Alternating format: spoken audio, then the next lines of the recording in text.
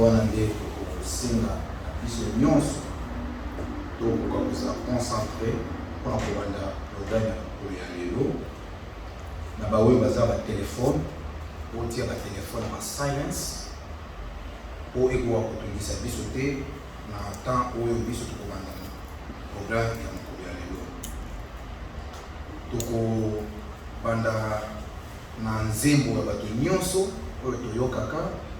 Après nzembo tokosenga na mama na biso mama lumière akopesa biso libondeli ya kofungola programme ya mokolo ya lelo. Mwana pe tata molimo mosantu tokobanda kotanga na mokanda na biso oyo tobongisaki ya tata na biso David au psaume 122, tokobandela du premier verset et tokosukisa na 4e verset. So tozwi tika ete toka kotanga okombo misato bole okombo ya tata ya mwana pe tata molimo mosantu. Cantique de dégresse de David. Je suis dans la joie quand on me dit allons à la maison de l'Éternel. Nos pieds s'arrêtent dans tes portes, Jérusalem. Jérusalem, tu es bâti comme une ville dont les parties sont liées ensemble. C'est là que monte le tribut de l'Éternel, selon la loi d'Israël, pour louer le nom de l'Éternel.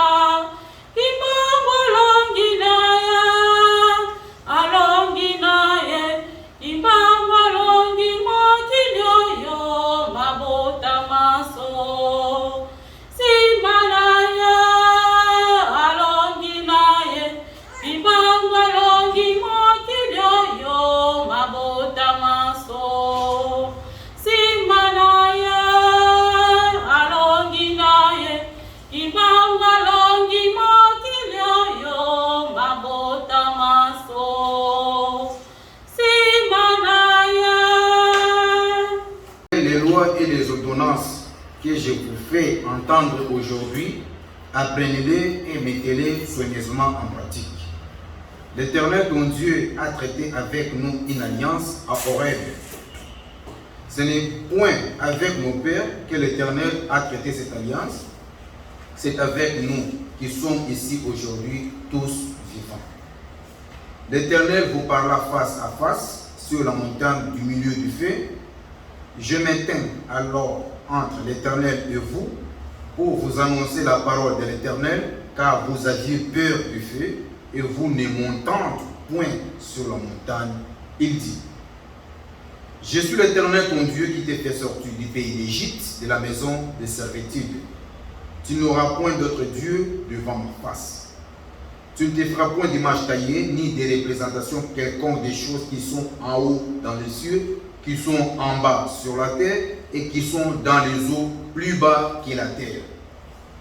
Tu ne te procéderas point devant elles, et tu ne les serviras point, car moi, l'Éternel ton Dieu, je suis un Dieu jaloux, qui punit l'iniquité des pères sur les enfants, jusqu'à la 3e et à la 4e génération de ceux qui me haïssent, et qui fait miséricorde jusqu'à 1000e génération à ceux qui m'aiment et qui gardent mes commandements.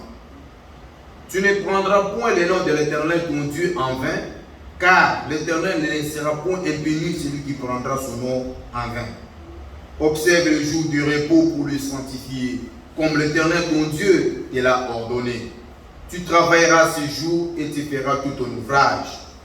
Mais le 7e jour est le jour du repos de l'Éternel ton Dieu.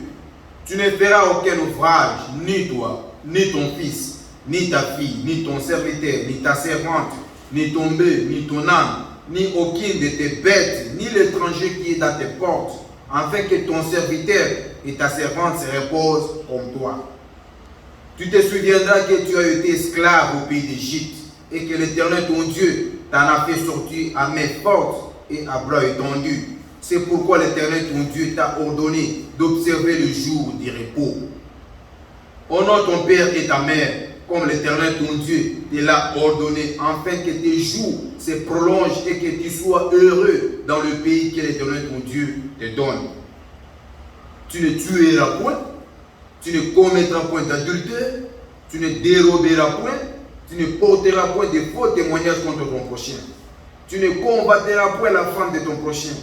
Tu ne désireras point la maison de ton prochain, ni son champ, ni son serviteur, ni sa servante, ni son bœuf, ni son âne, ni aucune chose qui appartienne à ton prochain.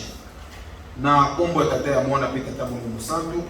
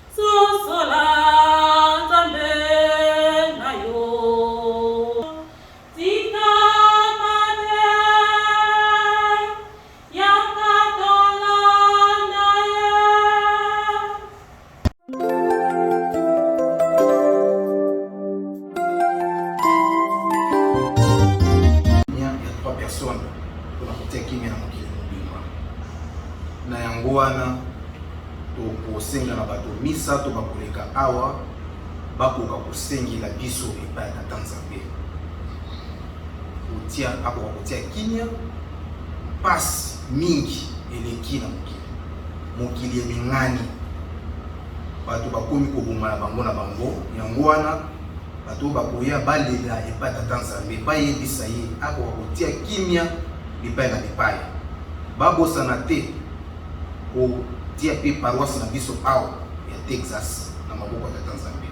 Nzambe asalisa biso apesa biso makasi pe apesa biso susi ya kosalela ye po nyonso oyo toza kosala eza kaka Tata Nzambe nde aza kosenga biso tosalela ye po tokoka korealize baprojet na biso oyo tokangaki na paroisse na biso awa ya Texas pe pointe ya suka kotia badivers oyo ezotungisa biso bafamille na biso bamisala na biso yango wana nde tokosenga na bato oyo mama Josephine akoleka mpona mabondeli tokosenga na papa Gainor akoleka mpona mabondeli puis tokosenga na papa Diacre Josué akoleka mpona kosilisa mabondeli pe papa Reswa akosalisa biso na banzembo.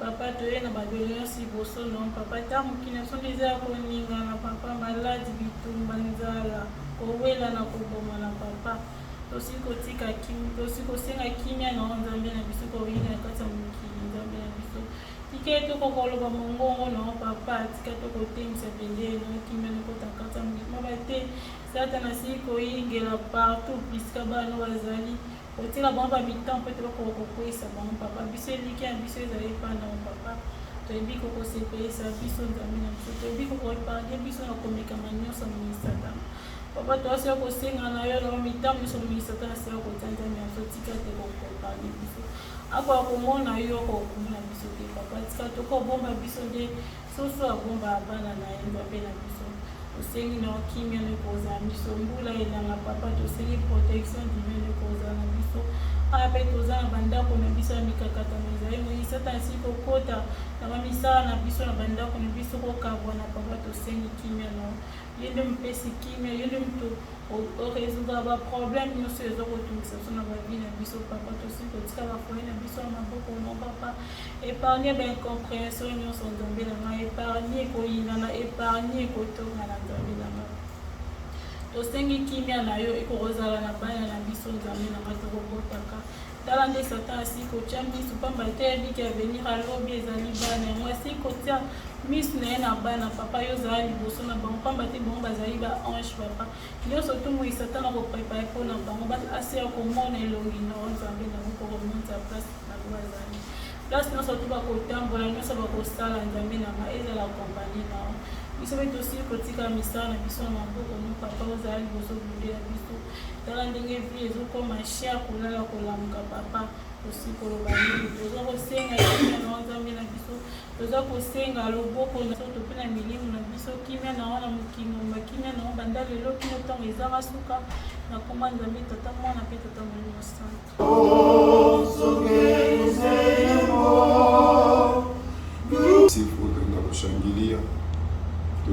tunakutukuza ukubwa na mwenye kwa jina lako kwa kuweza kutulinda kuanzia le 1er janvier tufikisha mpaka leo le 24 avril.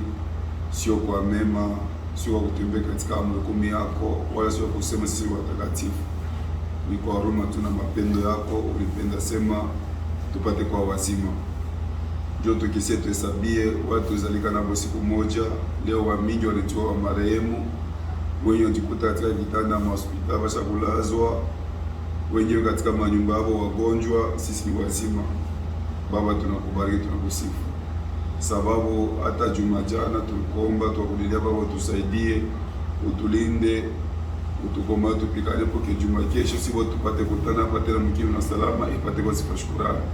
Njoo ili wewe Mungu tutimizia, na sisi kama vile wanadamu tunastahili kukuabudu, tunastahili kukuilisha tupatie. Unasikia maombi yetu katika mama wa kwanza alifungula, unasikia maombi yetu katika baba anafuata, na yangu Baba tulitenda na mikononi yako Baba. Tunaomba ukimya katika dunia, sababu kama kimya iko dunia, sisi tutapata nguvu kutumikia na tutapata nguvu siko kukomba.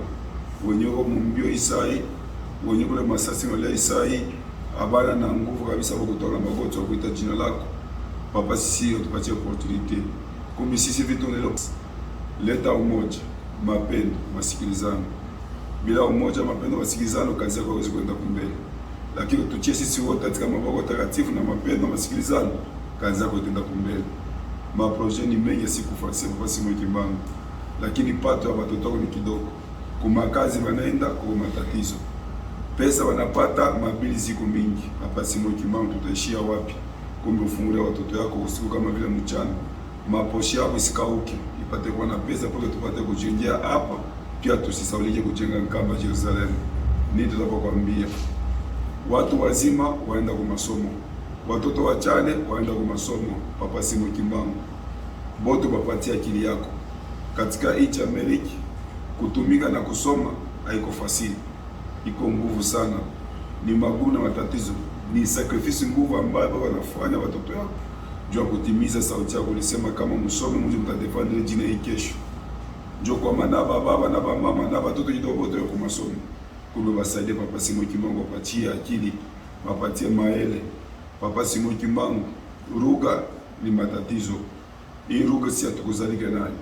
Hii ruga hii haiko ile ambayo bali watukolizia watufuba. Bwana Yesu Kristo Mungu mtakatifu. Amen.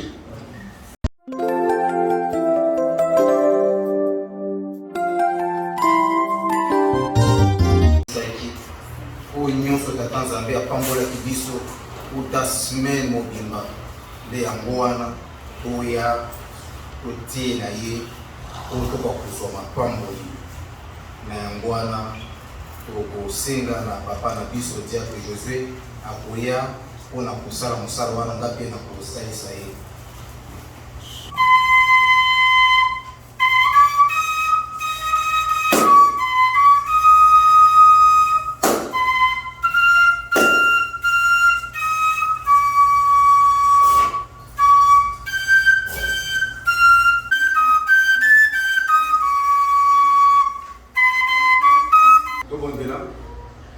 Baba Mungu, Bwana Yesu Kristo, Mungu Roho Mtakatifu.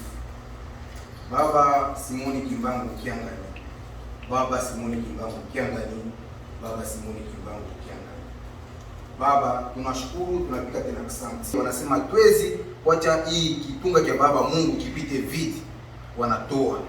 Mungu bariki mfuko ilikotoa, balipungukiwa.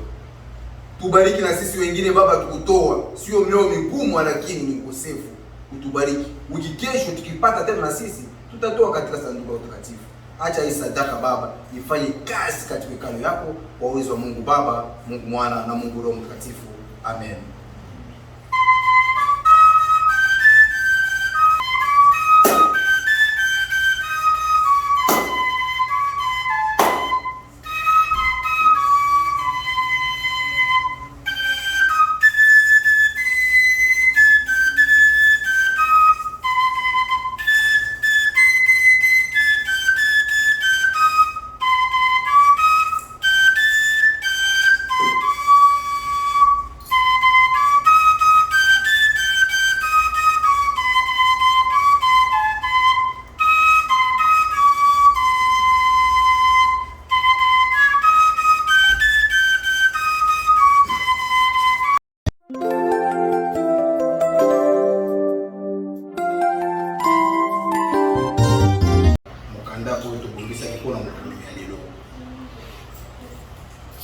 mokolo lelo tobomisaki mokanda ya Luc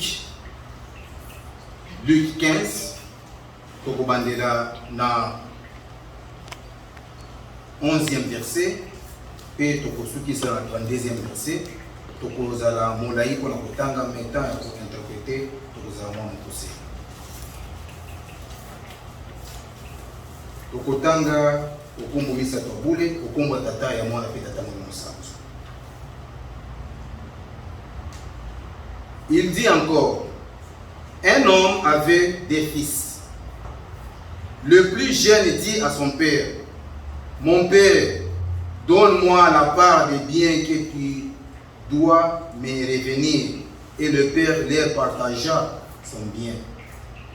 Peu de jours après, le plus jeune fils, ayant tout ramassé, partit pour un pays éloigné, où il dissipa son bien en vivant dans la débauche. Lorsqu'il eut tout dépensé, une grande famine survint dans ce pays et il commença à se trouver dans le besoin.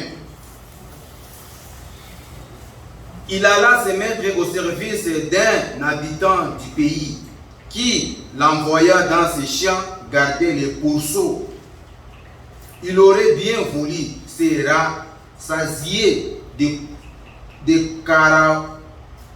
caragoches qui mangeaient les pourceaux, mais personne ne lui en donnait.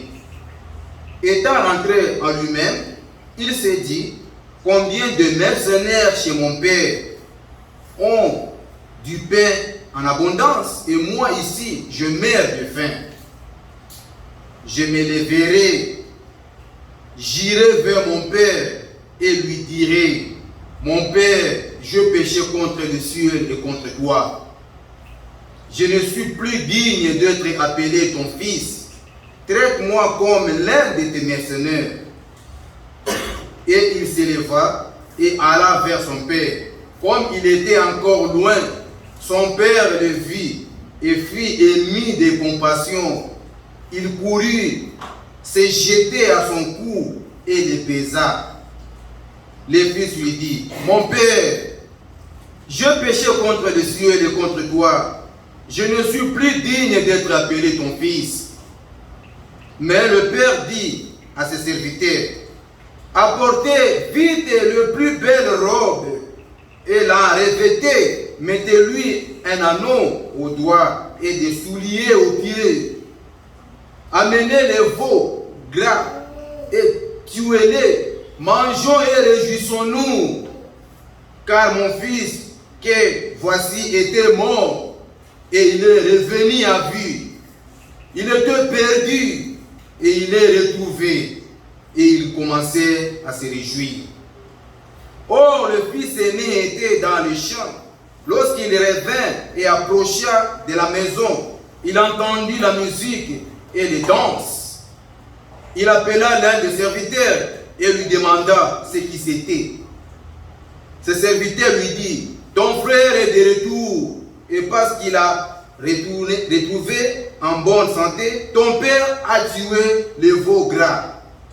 Il s'est mis en colère et ne voulut pas entrer. Son père sortit, le pria d'entrer. Mais il répondit à son père, voici, il y a tant d'années que je te sers, sans avoir jamais transgressé tes ordres, et jamais tu ne m'as donné un chevau pour que je me réjouisse avec mes amis. Et quand ton fils est arrivé, c'est lui qui a mangé ton bien avec des prostituées. C'est pour lui que tu as tué les veaux gras. Mon enfant, lui dit le père, tu es toujours avec moi et tout ce que j'ai est à toi. Mais il fallait bien se gailler et se réjouir parce que ton frère, que voici, était mort, qu'il est revenu à vie parce qu'il était perdu et il est retrouvé. Nakombo tata ya mwana pe tata mmosa. Tobone. Tata Nzambe ngolo Yesu tata mmosa. Tozongi sibino matondo mingi. ndenge kobatelaki biso semaine elekaki mpe lelo oyo toza na bomoi tika ete okoka kokumisama libela te libela. Tata ngai oyo naza mwana moke na koloba boye na telemi liboso ya basava na yo, bato mayele, bato oyo batanga, bato oyo bakorijaka bafaute, bato oyo batalaka ba erreur, soki moto asali erreur batali, ngai oyo na telemi liboso ya bango. Papa naza kosenga mayele na yo, loba na ngai kati na ngai, o nyonso nakoki koloba ebima na ngai te me ezala ya yo, o biso nyonso mokolo ya suka tokoka kobika okombo ya tata ya mwana mpe tata mwana mosantu. Amen. Na kombo ya tata ya mwana mpe tata mwana mosantu, papa mama Kimbangiste na baoyo bayaki na nsima totangaki na mokanda ya Psaume 122, tobandaki na première verset mpe tosukaki na 4e verset. Mukanda na biso oyo ya Psaume so totangi tokoyoka ndenge David aza koyebisa biso abike: je suis dans la joie quand on me dit allons à la maison de l'Éternel. Nos pieds s'arrêtent dans ses portes, Jérusalem.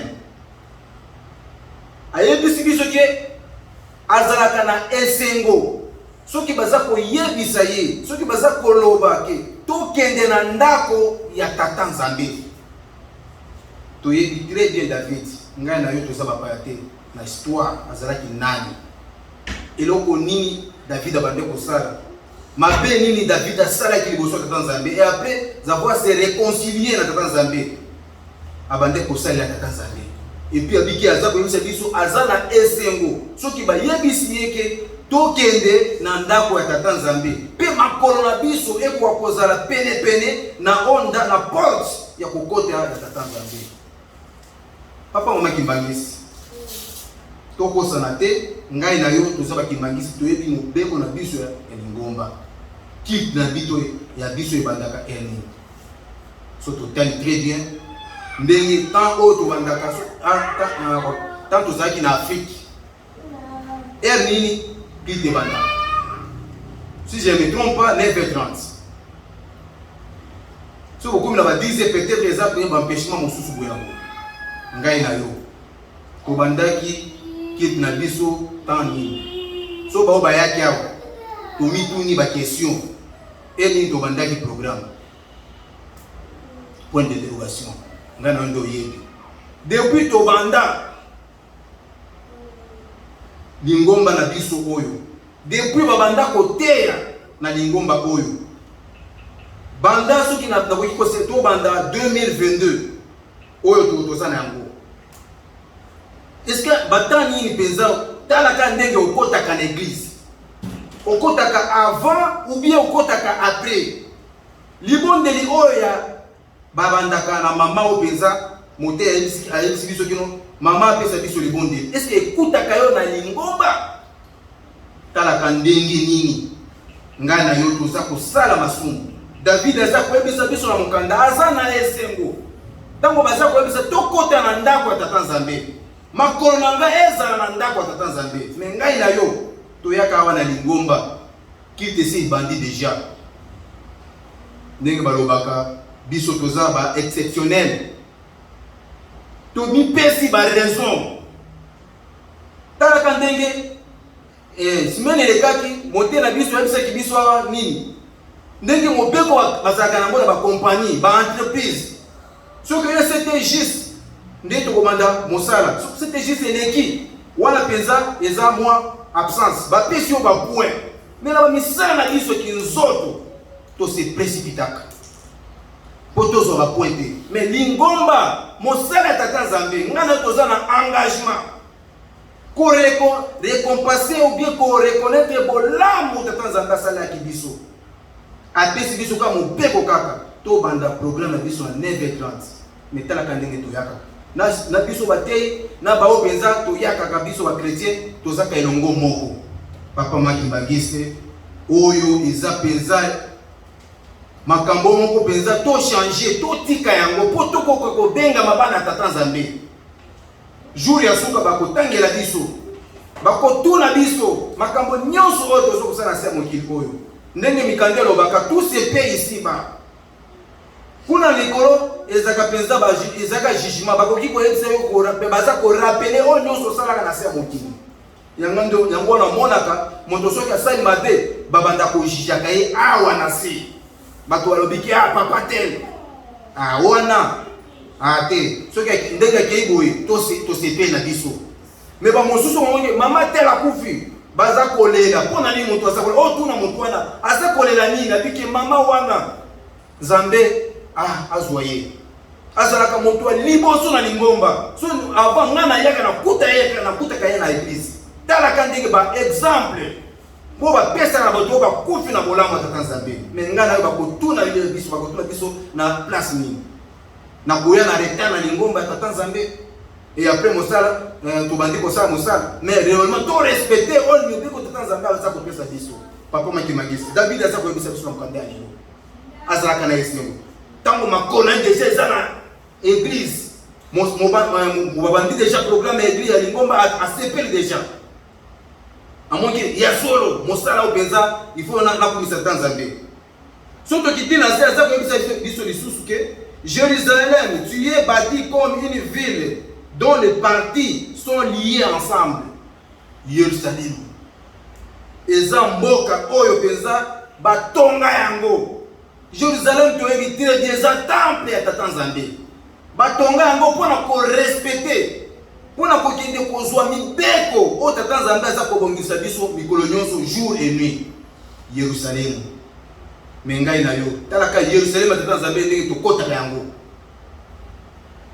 nde to respecta yango te simene le kaki lisusu ba yebisa biso ndenge nini ya kokota na ndako tata Nzambe toza kokota na tata Nzambe to yebi mibeko très deke sapato na biso to longola yango libanda mais biso toza kokota na ba sapato na mosala na kati ya nani ya lingomba na kati ya temple ya tata Nzambe na kati ya temple oyo ya nani ya tata Nzambe ya lingomba ya tata Nzambe et puis ata bana na biso toza kolongola bango ba sapato te toza koloba keno baza bana mike yo longola sapato mais mwana bebe moko otiki bila na ba sapato na makolo okosambisa yo pe oza contribuer na moi faute wana parce que yebi très bien mobeko tata Nzambe il faut kolongola bango sapato mais bike te o mwana nanga longo so longola sapato bandi kolela papa mama kibangisi yo pe oza ko contribuer na faute na lisumu ya mwana wana parce que yeye de loko moko te moto wala texte bila tout de sapato wana sana eza yo eza yete ye moko nde alata ki mais yo faut ko pesa ye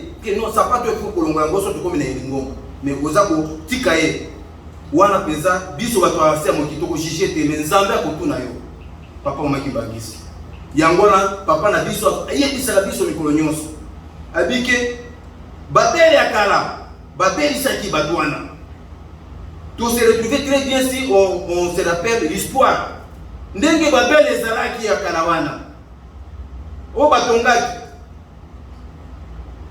Nicodème réellement nde basalaki penza mo babele wana so c'est totalité bien azalaki petit fils ya nani ya Noé mwana ya Sam babele balingaki bakoma na niveau ndenge tata Nzambe azalaka maintenant ndenge tata Nzambe azalaka Nzambe apanzaki babele wana pe a changer bato bakomi babandi koloba minoko ya différemment nde yango wana penza tata na biso parce que mokimba mkianga na zako biso toza kotonga babele ya sika o penza o babele wana ngai na yo bazako senga biso totonga yango po toko ko bikisa mokili mobimba babi kuna nde bato bakokende kozwa mibeko ya kotambwisa mokili mobimba ngana yo babele oyo toza kotobaza kotonga wana est-ce que ngana yo na sana kati na contribuer waka ou bien na lobaka nai so na pesi mbongo bakolia mbongo wana papa makimangisi question eza ya yo moko nde yebi nde balobaka yo nde oyebi motema na yo nde omiyebi ndenge ozalaka moto mosusu akoki kozala zoka yo te yo moko nde omiyebi est-ce que nasalaka tata Nzambe na solo ou bien nasalaka tata Nzambe na hypocrisie yo moko nde oyebi pona kosekisa mokanda na biso oyo Jackson baye biso que c'est là que moment le tribut et les tribus de l'Éternel seront selon la loi d'Israël pour louer le nom de l'Éternel. Place wana bakuni saka tata nzambe Jérusalem. Jérusalem la biso awa eza asika. New Jérusalem. Kuna tata nzambe tata moni mo centre. Nzambe la biso avandaka. Malgré biso toza awa en Amérique, différemment peut-être na Nkamba. Toza pe na biso na Jérusalem la biso za temple oyo to sambe na kamikolo nyonso. To pesa yango respect. Wana nde tozaki na yango mpona mokanda na biso ya psaume tokozala molai te. Toleki na mokanda na biso ya Deutéronome.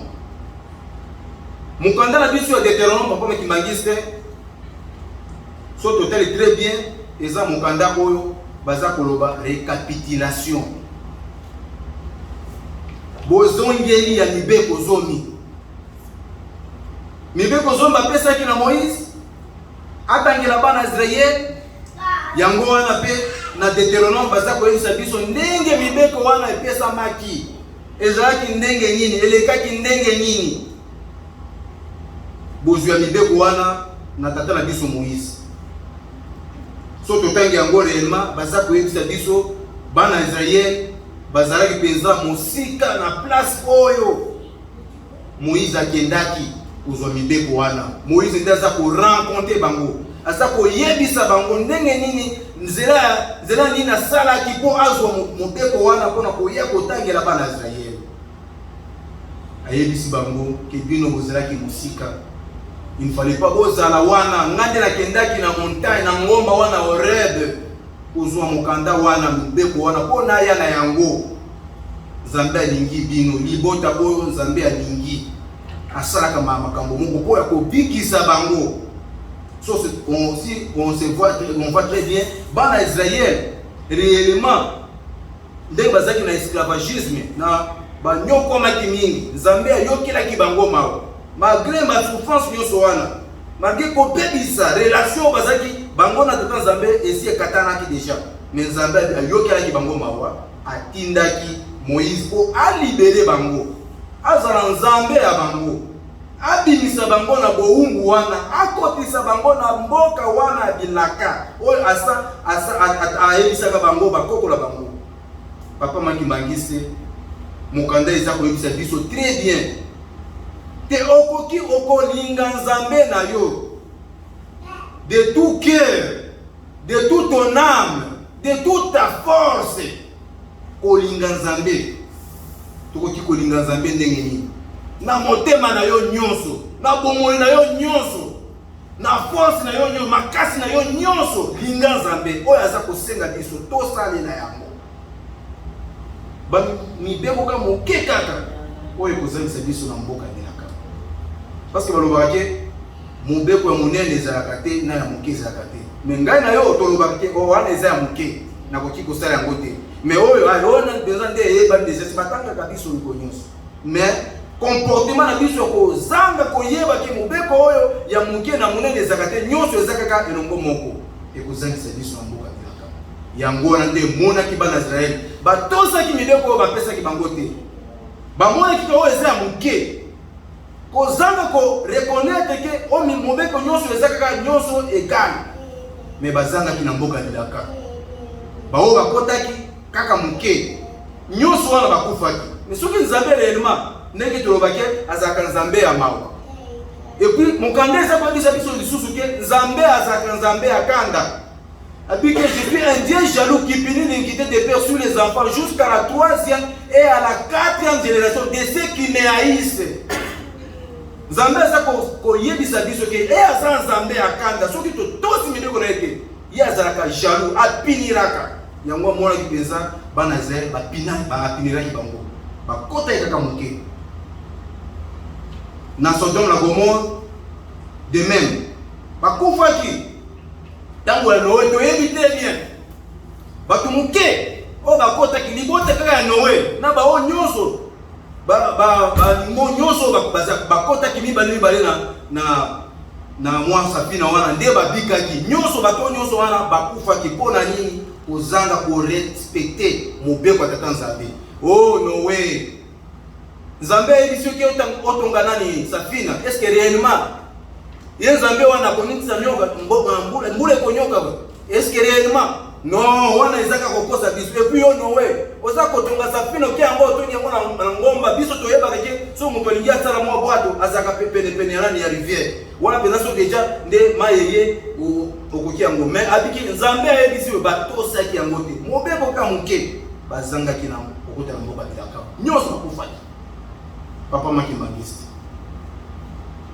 prédication biso lelo ezani kozanga ko reconnaître mobeko ya muke na ya munene nyonso mibeko nyonso ezaka nini moko kaka ya muke ezalaka te ya munene ezalaka te nyonso ezaka nini également papa makimangisi yango na nde omoni penza soki baza kopesa du commandement oyo soki bazotangela mokanda oyo ezaka kaka kokebisa biso na bangomba mosusu batangaka mokanda wana te kaka na église Kimbangisi na sina sala ba expérience na visiter ba église mosusu pona yeba ki réellement que batanga mukanda o rarement soki batombe pa mukanda wana ezaka moi par chance mais na lingoma na biso chaque jour nuit et jour batangela kabiso pona nini parce que za mwana lilaka Zambia lingio Zamba zo senga yo o changer ozala différent na oyo ayebi ete yo aussi oyebi nzambe za nani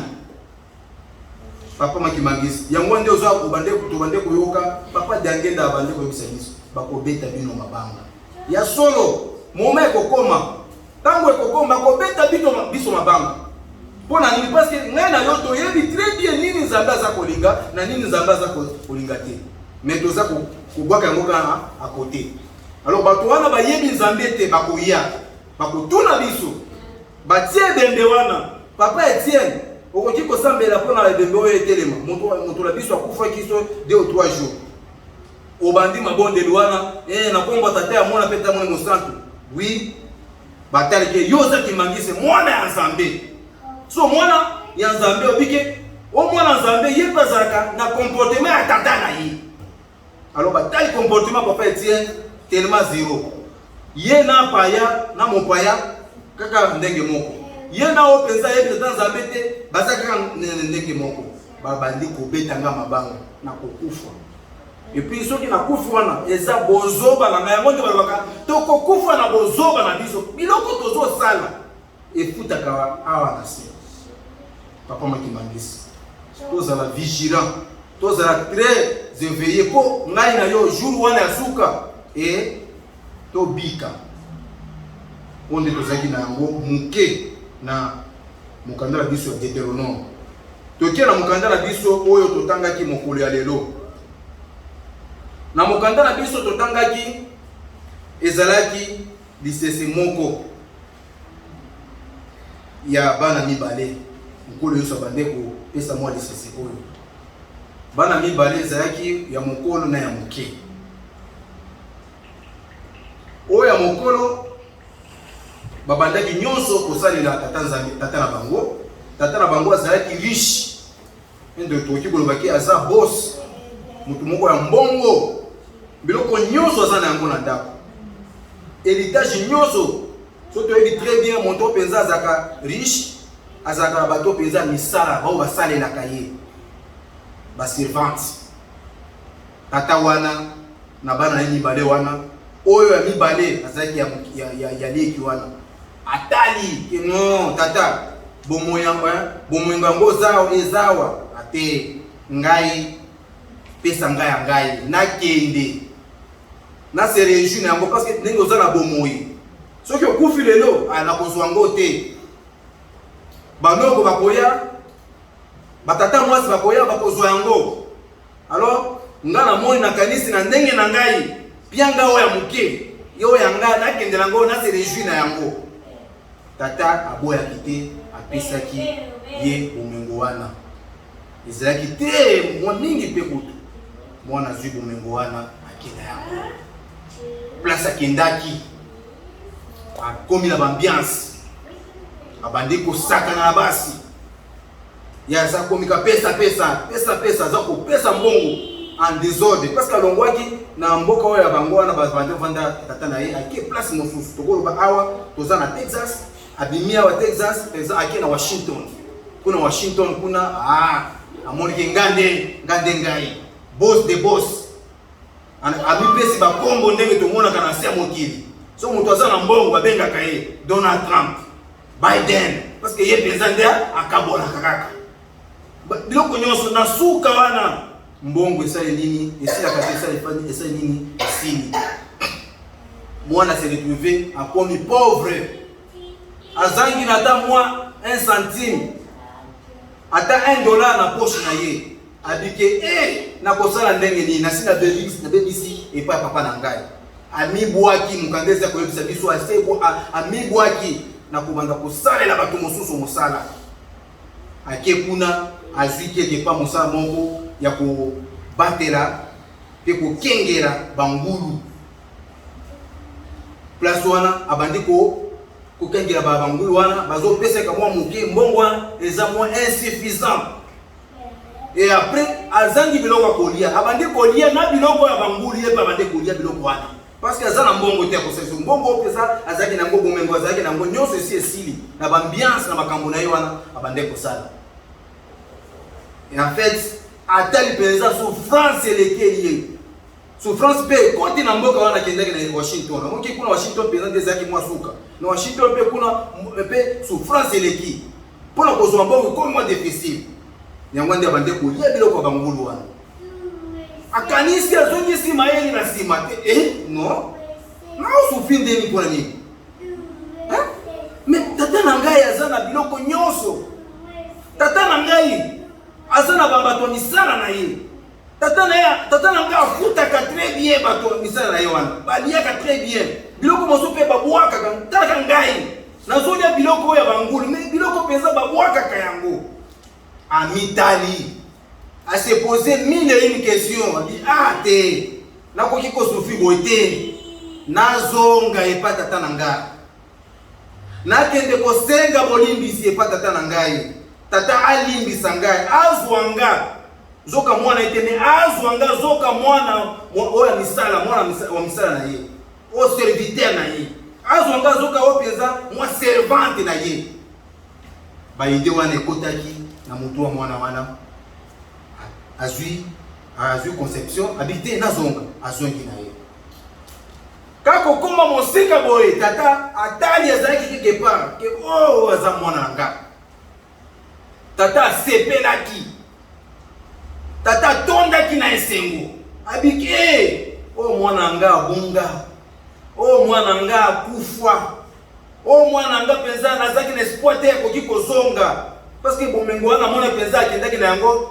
il fallait atikaka kuna mais talaka ndenge comme reconnaissant amoni ke réellement oya sala keza mabe azongeli ngai tata na ye tata se poser des questions milebele wana atindika bato misala na ye bokende kozwa mwana wana bopesa ye nani bozwa ye na valeur nyonso bokotia na douche asokoli bopesa bilamba oyo ya kitoko bon valisa ye basava basanda moko na makolo po na koka kosalela eloko moko ya motuya tata ke kuna azwi mwa ngombe moko ya kitoko ya mafuta a préparer yango abengisi bato misana yake bo vanda wana to sepela to se réjouir na mwana na nga ndenge abongaki nga na mwana deja akufaki azalaki na conscience te mais ndenge a se reconnaître que asalaki mabe parce que kozonga mwana ye alobi ke tata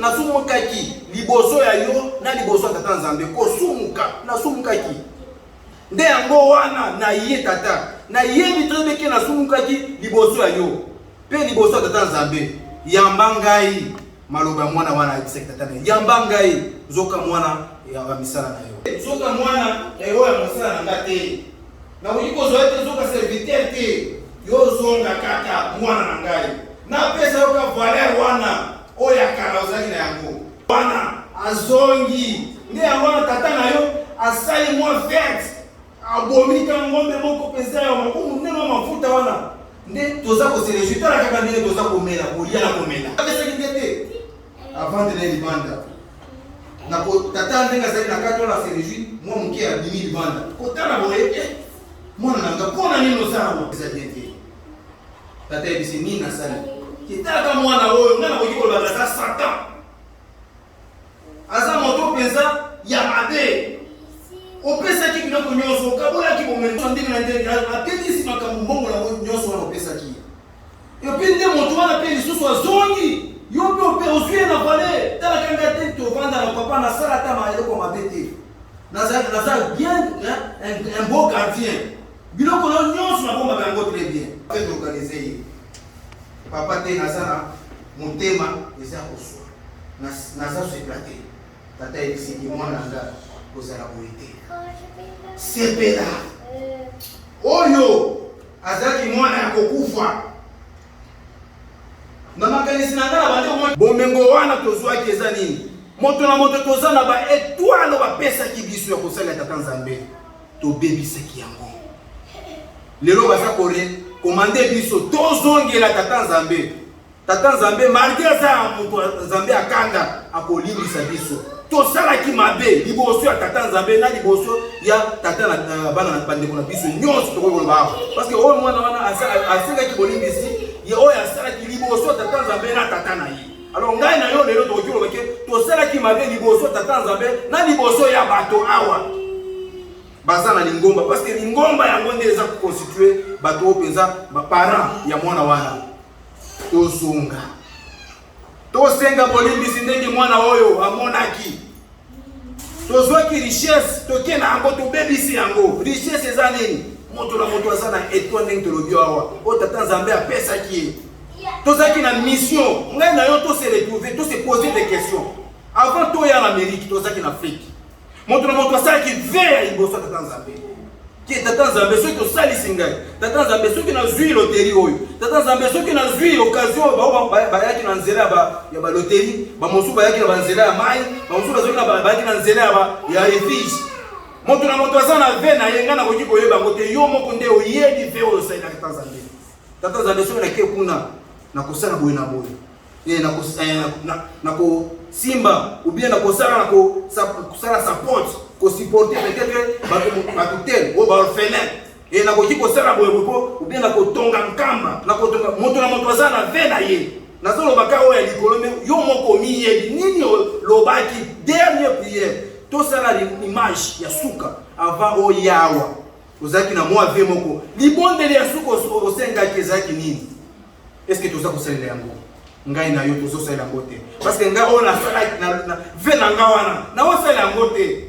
nakomi awa nakomi na mwa loyenge mokili ezwi ngai na bandi kosalaka oyo mpenza na ndenge na ndenge me nabosani oyo ve nasalaki liboso ta nzambe oyo eza devoir tobosana te yango wana nde David aza koyebisa biso toyebaka soki tokoti na ndako ya tata nzambe esengo tokozala yango nini tosalaki liboso ta nzambe ve papa makibangisi mwana oyo alekonetraki ki ya solo tata nasuyukaki liboso ya yo na liboso ya nzambe nasali oyo ya mabe abandi so histoire nde baza koyebisa biso abandi kolia biloko ya bangulu ngai na yo mpenza so total histoire biloko bapesaka bangulu nde baliaka mpenza ndenge ngulu azalaka bosoto mpenza azalaka na yango wana place azalaka mpenza soki deja abebisi place azovanda wana odeur oyo ezalaka me talaka mwana wana abandi kolia biloko wana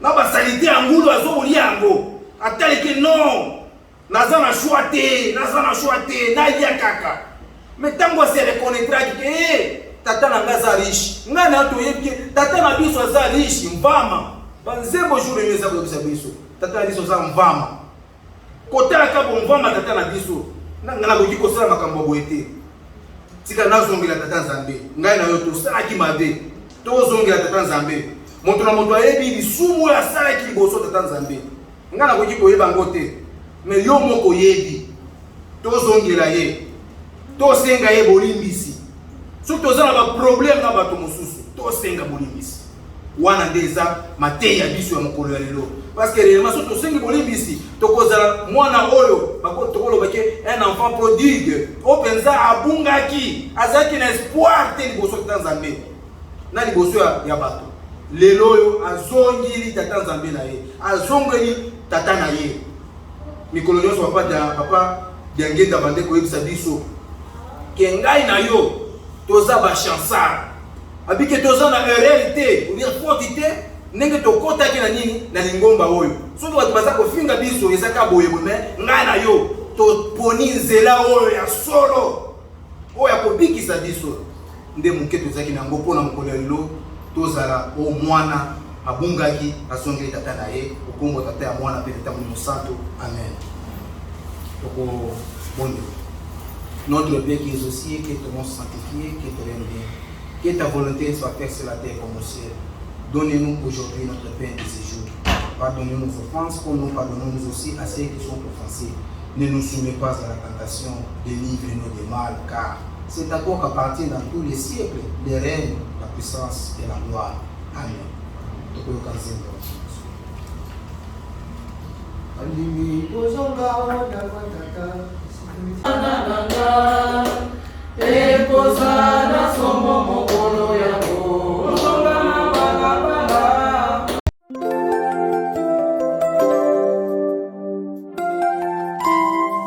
Facilité ya kotelema liboso ya basanzi na yo tika ete na nyonso tokoloba eutepa na yo na komba tata ya mwana mpe tata molimo mosantu. Amen. Kimbangisme oye. Oye. Kimbangisme oye. Oye. Kimbangisme oye. Oye. Oye. Oye. Espoir du monde, Église universelle. Eza na mobeko monene na mokete. Nyonso ezali mobeko. Na likambo kaka moke tokoki kozanga lola. Tala pasi oyo biso tozali komona. Butu moi kotika misala na biso kotika bameto na biso pongi tozokoya awa koluka presence ya tata Nzambe. Me mokolo suka to kozanga bokonzi na ye eza bien te ekozala mawa mingi. Tosala makasi mpona kotosa mibeko. Tozali kotea lisusu mibeko te. Kasi tozali kosala bien rappel ya mibeko toyeba esika nini tokoyelaki pe totelema tozongela tata Nzambe. Pamba te pasi oyo na yo na ngai tomoni na kati ya libombo eza monene makasi. Akendaki na mokanda na ye ya Luki. Histoire ya mokanda ya Luki biso nyonso toyebi yango. Lisese wana bana mibale moko azengaki papa na ye bomengo akende, mosusu atikaki na papa.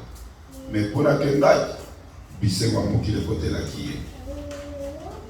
Nyonso akendaki nango esilaka azwaki tata na ye. Ya solo na kolanda ndenge bakomeli biso kati ya mokanda ezali moto azwaki bomengo akendaki azongi epai ya papa na ye. Kasi soki tokendaki molimo ezali yo nanga papa mama Kimbangiste biso tokimaki tata Nzambe tokendaki tomonaki ete eza malamu biso tokende kofanda esika biso moko tokima na présence ya tata Nzambe. Me kuna tokei pasi elekeli biso tozongeli tata Nzambe. Kozongela tata Nzambe ezali na sens nini? Ezali na sens ya kotubela kotika mabe kozongela Nzambe na biso. Bible ezali koyebisa biso papa na ye amonaki ye papa na ye akendaki mbango ya ye. Deme biso pelelo oyo soki tozali kotosa mibeko ya tata Nzambe, soki tokweyaki na kati ya masumu tozali tata Nzambe na lola esengo ezalaka makasi. Mpona nini tozalaki babungi tozongi kosa tata Nzambe? Nzambe atali mosala oyo monene azali na kati ya mokili mpona kokela yo na ngai mutu. Tokima ye tokepa Satan. Mais toye kozongela ye excuse. Toye kozongela ye ezalaka esengo mingi. Yango wana yonanga papa mama Kimbangiste tozongela tata Nzambe mikolo nyonso. Pena bina biso tosaka makasi tokotisa bato na kati ya lingomba ube na liloba tata Nzambe pour que Nzambe koya na lola asepela. Ezali bomengo ya mokili te ube kozongela bapoti na biso ya mokili te kasi ezali kozongela tata nzambe pamba te tosalaki mabe tokweyaki me ntango tozongi tata nzambe ezali na esengo mingi na baange kuna na lola baza na esengo mingi yango wana baye kosalisa koyebisa biso kati ya mokanda baservante na baserviteur babandaki kosala na ndako ya tata wana basalaki mpe na kati ya pete babandaki kocelebre mate na biso ya mokolo lelo ezalaki claire tosalela yango mpo na mokolo ya suka tobika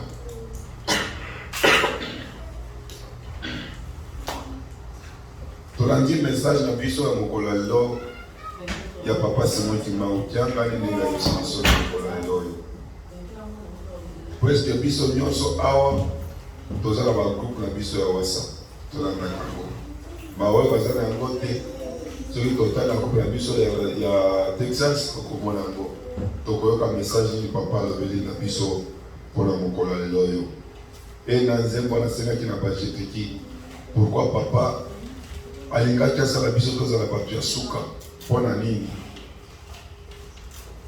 nini yo nanga toyebi ntina mais pour que yo nanga tosepela kati ya bisengo wana il faut totosama ye azali koyebisa biso tosala misala oyo azali korekomande biso butu moi yango wana biso tokolonga yango wana tokota na bisengo wana yango wana tokomona importance ya kozala motu ya suka mais soki totosi yango te tokozala kaka pasi na pasi kimangise oye kimangise oye toyoki bakomike na biso papa seka yebisi biso na mokolo ya lelo oyo mpona makambo ya $10 ya papa na Kinshasa mpe na Congo mpe na Afrique bazali kotinda 3000 francs ya papa chaque mois ube chaque dimanche numero ezali biso mpe awa nayebi te soki tokozala na motema ya mabe yango tokopesa $1.50 puisque $10 et puisque $3 awa aux États-Unis ezali lokola $1.50. Je ne suis pas sûr que okoki kopesa nzambe eloko oyo ezali kosala yo pasi te na kati ya mokanda tata nzambe bazali koyebisa biso kopesaka nzambe eloko oyo ekosala pasi na moto napesi eloko natikali tika boye mais soki biso ya lelo tolobi tobanda kopesaka papa $1.50 nayebi te ata kuna papa azali akosepeke naza na mwana États-Unis biso nyonso tozala babosi ya biso baza na Afrique soki akotinde papa na yo $1 papa kende na wese nyo kozwa $1 nayebi te soki papa wana akobenir yo ube akomodiri yo wana azali papa na biso akote biso na mosuni siko papa azali kobatela biso kutu mpe moyo na molimo mpe na mosuni tokopesa ye combien yango tolobaki ete tokobanda kopesa $10 chaque dimanche soki topesi yango lokola lelo dimanche le même dimanche na après kids totindi yango na Western Union lendi na tongo barécupere yango batindi yango directement na nkamba kimbangise oye tokosala mpe tokosala te topesa totia papa maboko asisa misala oyo azali na yango mpona makambo ya 3000 francs wana topesa badido na biso a partir de semaine prochaine badido na biso déjà à partir ya ndako otie oyo ezali ya 600 oyo ezali ya papa oyo ezali ya social toza déjà bakalkile ndenge wana soki papa sisi programme na ye wana akoyebisa biso programme ya $3000 francs esili tokopesa lisusu te wana ezali mpo na misala ya papa tozali na tita na biso ya date ya envoissement ya CITES toyebi biso nyonso date ya le 6 juin ezalaki nini na 1921 na nkamba yango tomonaki ete awa na Texas moyi tokotala katikati ya sima oyo toza na sala na biso te mpe mingi kati ya biso tokendaka misala toreportaki yango ekozala dimanche lokola tokosala mpe fete ya mama mwili le dimanche toreportaki yango ekozala dimanche sisani wana ekozala bapapa contre bamama jour wana bajunior bakozala te ba maman junior okenda kota ba maman, ba papa junior na kota ba papa. Joana tokozanga ba couple na biso mibale awa. Ba couple wana eza couple mibale. Tofutelaki yango billet pour que eya awa. Donc tofuta niveau très cher. Couple mibale wana ezali ko pesa au moins 30 kilos les deux couple wana.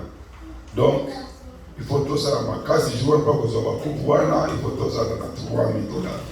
Dès que ça va couple wana. Papa oye! Oye! Papa oye! Oye! Papa oye! Oye! Oye! Oye! Fondation de l'Église. Papa, c'est le moment pour sensibiliser, qu'on compte à contact partout pour que tout gagne par coupoana. Le président Kweza, ma femme, papa, c'est nous qui manquent à l'équipe de la côte à maman. Maman oye! Maman oye! Maman oye! Oye, oye, oye, soutien de l'Église. Maman, il y a un moment dans le bino aux arabachés de l'Église. Pour ça, la sensibilisation, la technique de bino nyonso, Joana, papa va gagner bino match. Joana, papa va gagner bino match. Il faut que maman, pour être papa, pour récupérer ma coupe pour que papa fasse une bénédiction. Il y a papa Simon qui m'a dit à mon côté pour venir récupérer encore. Joana Togoluka, arbitre, ou est-ce que la net? Tous en a arbitre, mon sous-sous, va à corrompu. Joana Togoluka, arbitre, va à net, mais ma comptable, Joana Togoluka, va comptable, va à net. Puisque jour, mon sous-sous, va casser la macaille.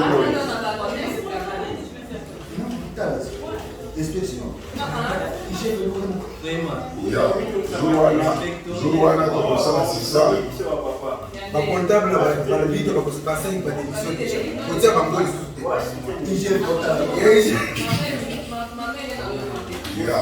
Joana toka biso nyonso tozala présent makasi mpona tosala mosala limangisme oye mbala liboso Texas babeti awa na États-Unis. Charlotte de akendaki nkamba quelque chose topesaki mbongo mais babetaki biso olekaki biso couple ya bango eza monene koleka ya biso.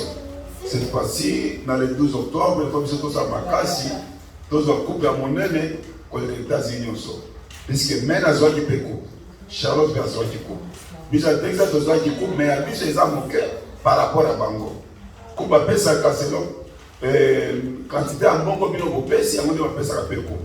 Donc biso, si c'est la nuit c'est ça qui faible. Donc ça m'a cassé cette fois-ci le 12 octobre. Donc c'est papa Simon qui m'a solité. Donc il peut couper à mon nez ma casse. Et puis nous sommes à la réunion après l'église comité de à moquer à 5 minutes au côté réunion. Donc si bon la compétata, moi la paix de tambour mon sang. Amen.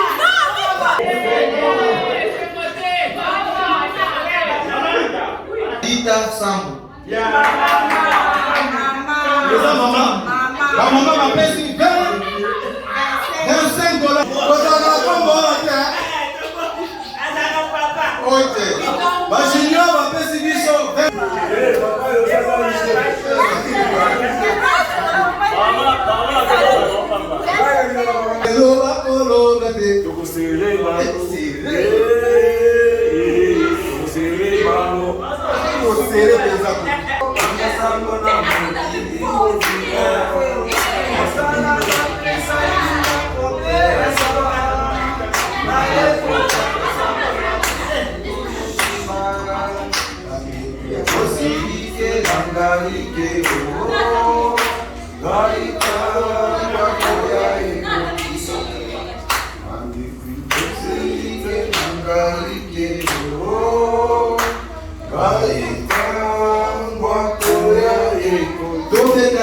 maboko azwi mapamboli ya suka okombo misaka mboli okomba tata ya mwana molimo sana.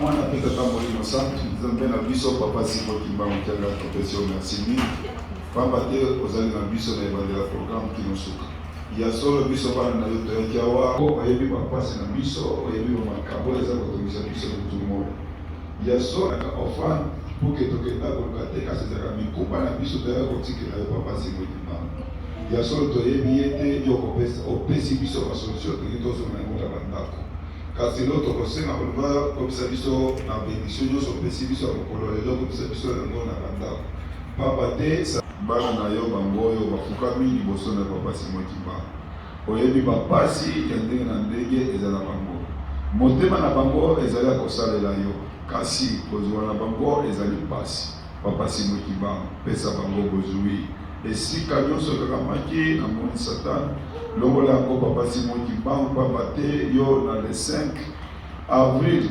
1921 Jésus-Christ apesaki yo bafungula nyonso ya mokili mobimba eza na eloko te oyo papa Simon Kimbangu okozala pamba te ozali vama partout na monde entier oza na bandako même awa na États-Unis oza na baezini na yo bandako eza partout donc oza nzambe na biso oza papa na biso toza bana na yo oyo nyonso biso tokosenga epai na yo okopesa biso papa Simon Kimbangu epargne biso na bamalade oyo eza na kati ya mokili soki zoto eza malade moya kokende mosala ezali te soki bafamile na biso baza na baproblème ya malade ya liwa papa Simon Kimbangu moya biso tosalela misala maluka ekozala te pamba te bambongo nyonso ekobanda kokende kuna yango tozali kosenga butu mpe boye epargne biso na bamalade nyonso epargne biso na baliwa nyonso papa to afanda na kimia mikanda eza kosala moto azwa mosala ya kitoko poke atravaye ye mpe abanda kokanisa kotoka ndako na ye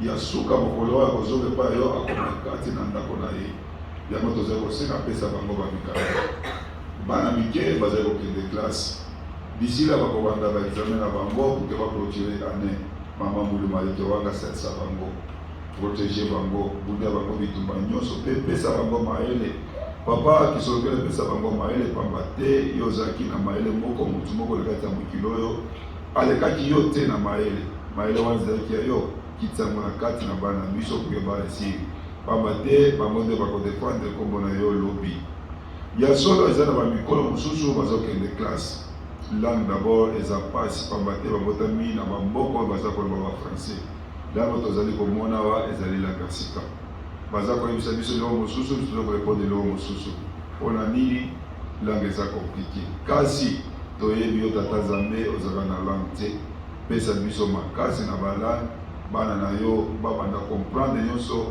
baprofesseur bazala koensegne bango poke badefendre papa Simon Kimbangu soki basisi baklasse papa bakozwa misala malamu bakobosana te kosala yo bamosusu mpe baza na posa kokota na kati ya klasse kasi papa Simon Kimbangu tana bango eza komplike langue mpe eza komplike salisa bango papa Simon Kimbangu misala na tozali kokende tozali na bitumba mingi papa Simon Kimbangu makasi yango tozali kosenga pesa biso bomoko pesa biso mpe bozwi tosala yo mosala solo mokolo wana biso tokozonga epai na yo tozonga na rapport kitoko oyo kosepelisa poke biso tofanda na liboko na yo poke tobanda kokumisa yo conscience oyo tozwa mpe lifuti ya mani toza kosala na kati ya mokili papa tolingi tozonga na bandako epargne biso ya bamipepe nyonso mabe ya baaccident komisa biso ya bandako na kimia pamba te sata azali kopese biso kotu mpe moi yo moko oza chauffeur na biso ezala babisako tokokende papa Simon Kimbangu bamosusu bakokende lelo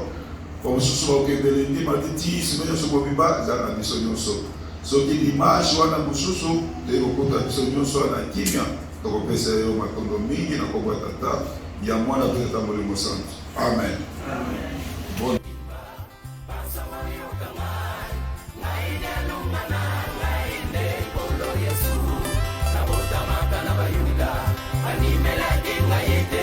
Papa,